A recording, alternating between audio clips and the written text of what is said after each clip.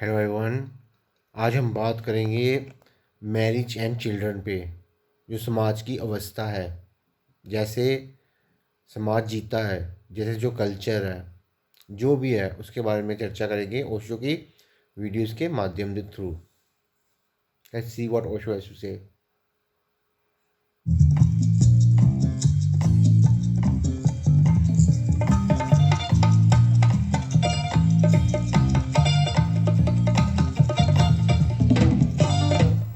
Have you ever come close to getting married? No, never. I'm against marriage from the very beginning because that means cutting down your freedom. जो reporter है ओशो की interview कर रहा है, वो ओशो को कह रहा है कि अगर कि आपके दिमाग में कभी भी आया कि आप मैरिज करोगे, तो आगे से ओशो कहता है कि मैं अपने बचपन से ना मैरिज के ख़िलाफ़ था, क्योंकि मैरिज फ्रीडम कर्टेल करता है। तो मैरिज में क्या होता है, आप लीगली मैरिड हो जाते हो। तो लीगली मैरिड मतलब कि जब रिश्ता तोड़ना चाहिए तब आप तोड़ नहीं पाते, यही कि समाज क्या बोलेगा, ये क्या फलाना देगा। तो देखते हैं उसको क्या कहता है। Getting attached legally to a woman or to a man. No. Freedom to me is the ultimate value. There is nothing higher than freedom. यहाँ पे ओशो फ्रीडम की बात कर रहे हैं कि कोई भी चीज़ फ्रीडम से हायर नहीं होती। अपनी फ्रीडम छोड़ के किसी और चीज़ को अपनाना ये बिल्कुल गलत बात है। सबसे पहले बंदे की अपनी फ्रीडम होती है कि वो कुछ जो चाहे कुछ भी कर सके, फाइनेंशियली इंडिपेंडेंट हो और अपने डिसीजंस खुद ले सके। ये नहीं कि एक इधर से सुनी बात एक उधर से सुनी बात, ऐसे नहीं। लेट्स सी व्हाट आई से। It was difficult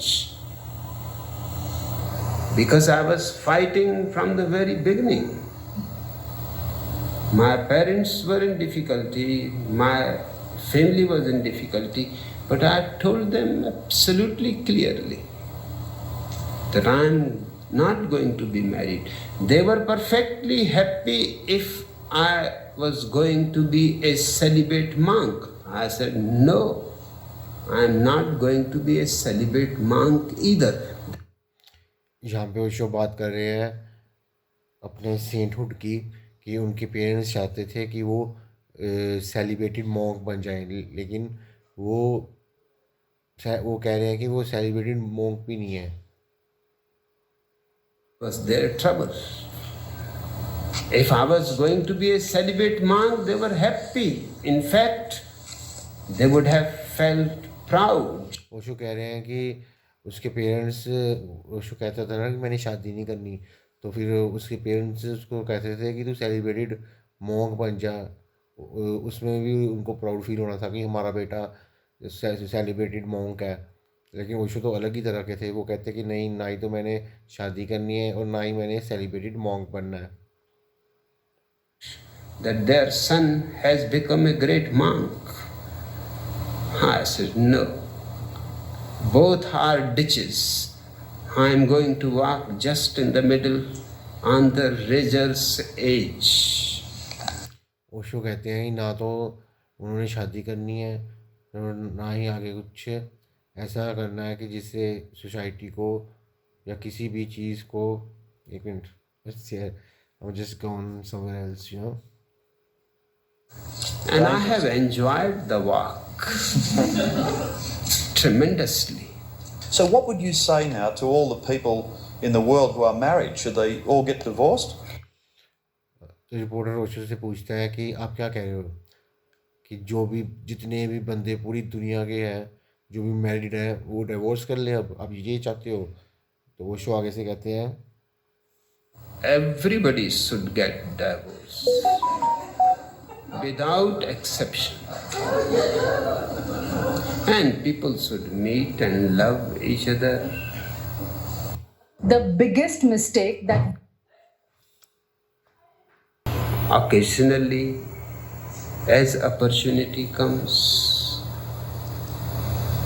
there should be no ugly state when a wife has to make love to a man.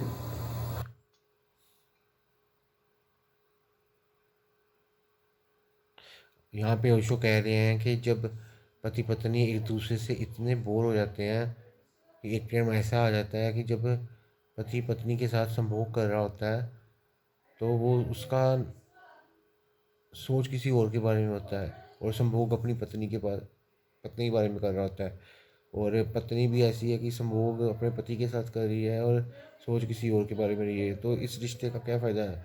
ये कहाँ प्यार? ये प्यार थोड़ी है। मतलब कि वो कह रहा है कि ये दुनिया दुनिया वाकई कलयुग चल रहा है ना, तो ये तो होना ही था। Fulfilling her duty. The husband is fulfilling his duty. While he is making love to the woman, he may be thinking of some other woman, she may be thinking of some other man.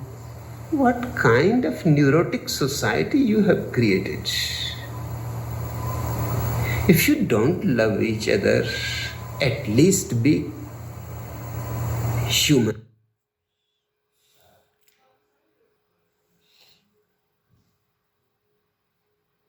Fuck.